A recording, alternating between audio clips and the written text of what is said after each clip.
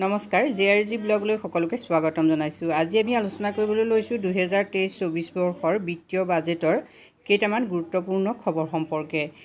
ইতিমধ্যে আজি 2023-24 বৰ্ষৰ বাজেট ঘোষণা কৰা হৈছে আৰু এই বাজেটত বিশেষকৈ দৰিদ্ৰতা দূৰীকৰণৰ বাবে বিভিন্ন পদক্ষেপ গ্ৰহণ কৰা হৈছে আৰু এই পদক্ষেপসমূহে বিশেষভাৱে সামৰি লৈছে যুৱক যুৱতী আৰু মহিলাসকলক।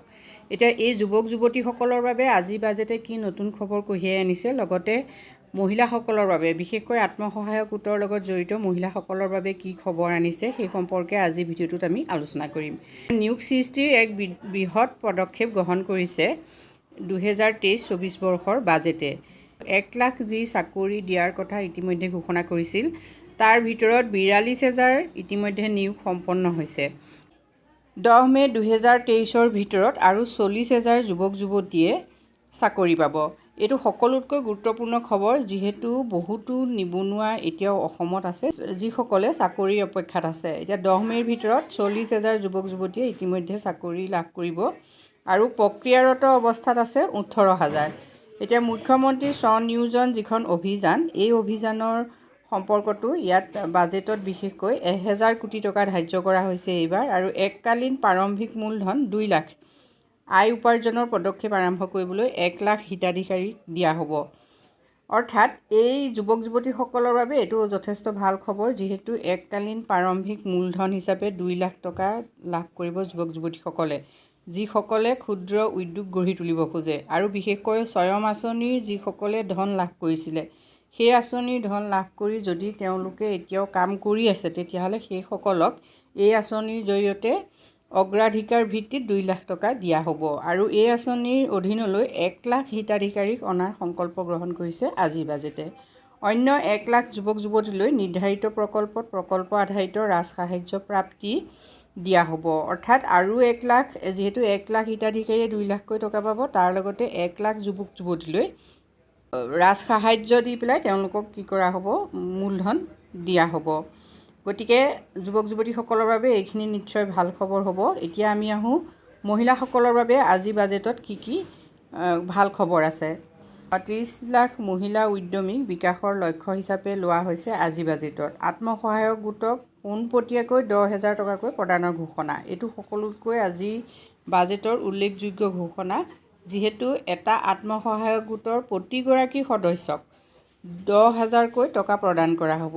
এই টকাটো কি হৈছে, প্ৰতিগৰাকী সদস্যই লাভ কৰিব আৰু এই টকাটো ঘূৰাই দিব নালাগে। যেনেকৈ আমাৰ প্ৰথম অৱস্থাত আত্মসহায়ক গোটবিলাকে যিটো ৰিভলভিং ফাণ্ড যেনেকৈ পায়, ঠিক তেনেকুৱা ধৰণেই হ'ব। তাকে যেনিবা ৰিভলভিং ফাণ্ডটো এনেকুৱা হ'ব, কাকো মানে প্ৰতিগৰাকীকে 10,000কৈ দিয়া হ'ব, গোট অনুযায়ী নহয়। আৰু বাজেটত ইয়াৰ বাবে 1,000 কোটি টকা ধাৰ্য কৰা হৈছে। নেক্সট, মহিলাসকলৰ বাবে আৰু এটা গুৰুত্বপূৰ্ণ খবৰ আছে, যিহেতু মহিলাসকলৰ বহুতৰ মাইক্ৰ' ফাইনেন্সৰ ঋণ আছে। এতিয়া এই মাইক্ৰ' ফাইনেন্সৰ উদগনি আৰু সকাহ আঁচনিলৈ 500 কোটি টকা ইতিমধ্যে আজি বাজেটে ধাৰ্য কৰিছে। NPA হিচাপে বিবেচিত হোৱা যিসকল হিতাধিকাৰী আছে, তেওঁলোকে কি হ'ব, এই আঁচনিৰ দ্বাৰা লাভান্বিত হ'ব। NPA হ'ল নন পাৰফৰ্মিং এছেট, অৰ্থাৎ যিসকলে 3 মাহতকৈও বেছি দিন ধৰি পেলাই ঋণ পৰিশোধ কৰিব পৰা নাই, তেখেতসকল এই আঁচনিৰ অধীনলৈ আহিব আৰু তেখেতসকলক 25,000 টকালৈকে চৰকাৰে প্ৰদান কৰিব। এতিয়া যাৰ যিমান আছে, যদি 25,000তকৈ কম আছে তেতিয়াহ'লে সেই যিটো ঋণ মাৰিবলৈ আছে সেইটো দিব, আৰু 25,000তকৈ বেছি থাকিলেও 25,000 ভিতৰত দিব। নেক্সট, খাদ্য সুৰক্ষা নিশ্চিতি যি আঁচনি আমাৰ ইতিমধ্যে চলি আছে, সেই আঁচনিৰ অধীনলৈ 40 লাখ নতুন হিতাধিকাৰীক সামৰি লোৱাৰ কথা ঘোষণা কৰা হৈছে আজি বাজেটত। আৰু এক ৰাষ্ট্ৰ এক ৰেচন কাৰ্ড আঁচনিৰ অধীনত নতুন ৰেচন কাৰ্ড প্ৰদান কৰা হ'ব।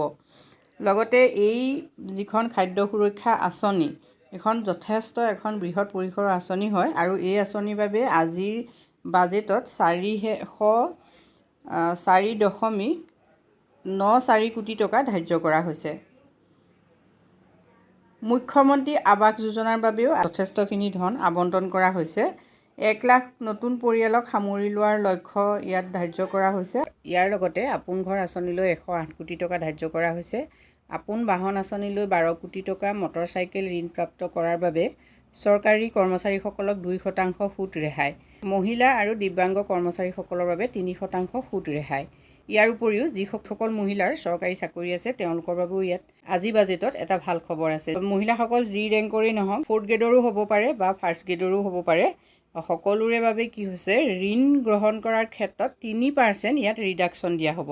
গতিকে আজি ভিডিঅ'টোত আমি এইখিনি তথ্য আপোনালোকলৈ আগবঢ়াইছোঁ। যদি উপকৃত হৈছে কমেণ্ট কৰি জনাব। ধন্যবাদ।